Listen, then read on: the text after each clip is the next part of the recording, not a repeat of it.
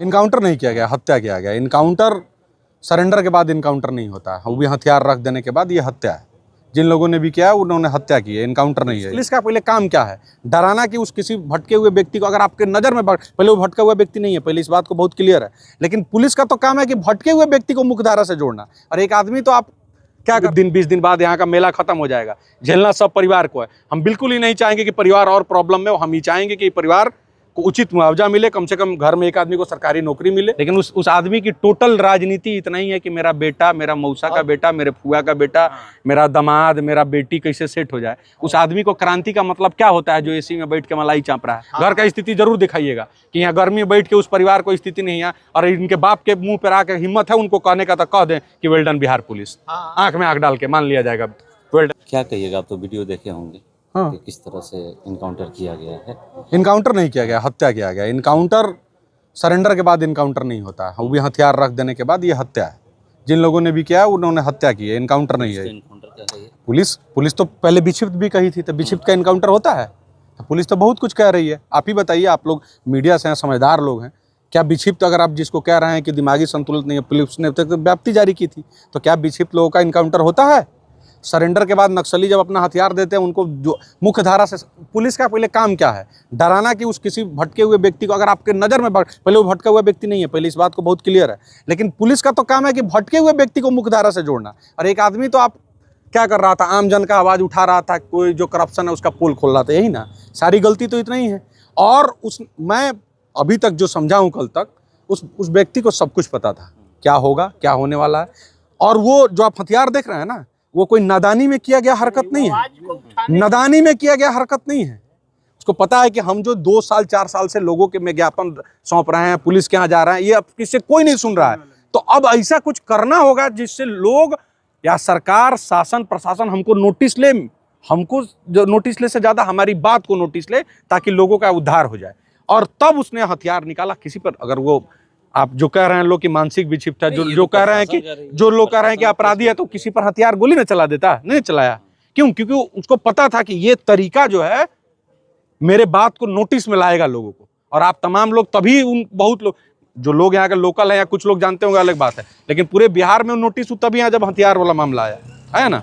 और उनकी बात को लोग सुना जाके आखिर ये हथियार क्यों निकाला है, लोग में क्यूरियोसिटी बढ़ा कि आखिर ये हथियार क्यों निकाला है अगला आदमी। तो जौनिया में लोगों को स्थापित करने के लिए, उनके साथ जो अन्याय, वो दोबारा से सड़क को इसे बनाया जा रहा है, जमीन को खराब किया जा रहा है।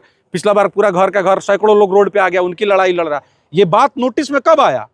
जब वो आप लोगों ने देखा कि वो हथियार निकाल लिया, तो उनको ही पता था। और लास्ट में उसने ये भी कर दिया कि ये लीजिए हथियार, आपने मेरी बात मान ली, मेरा उद्देश्य खत्म हो गया, हम अपराधी नहीं हैं।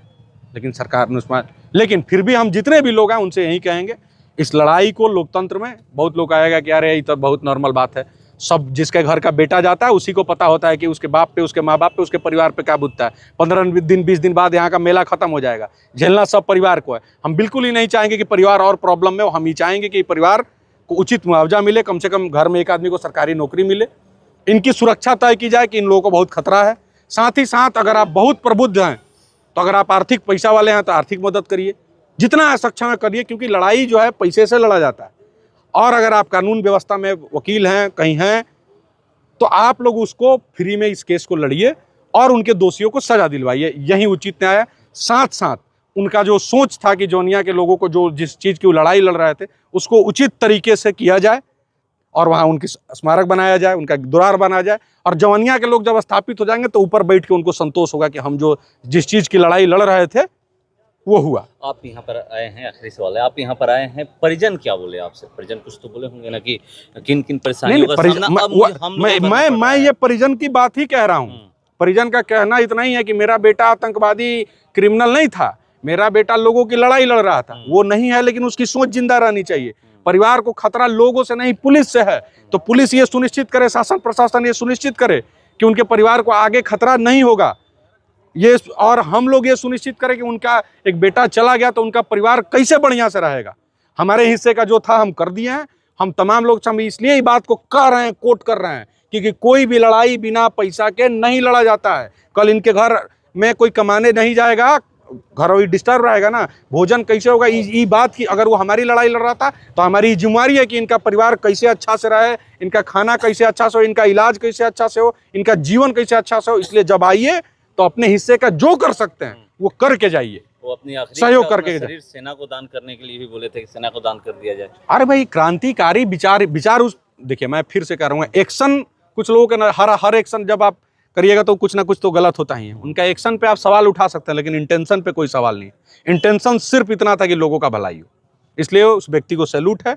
हम तमाम लोग से फिर से रिक्वेस्ट करेंगे, आप आइए, कोई ऐसा बयानबाजी हुल्लड़बाजी मत करिए जिससे प्रशासन को मौका मिले और परिवार और डिस्टर्ब हो। अगर आप सहयोग करना चाहते हैं तो जिस विभाग में आप हैं उस तरह से सहयोग करिए। आर्थिक कर सकते हैं आर्थिक करिए, इनकी बात को सरकार तक उठा सकते हैं, मीडिया में हैं, लिख सकते हैं, बोल सकते हैं, बैठिए, धरना प्रदर्शन कर सकते हैं शांतिपूर्ण, वो करिए, पैसा दे सकते हैं दीजिए, केस लड़ सकते हैं मुफ्त में, वो लड़िए।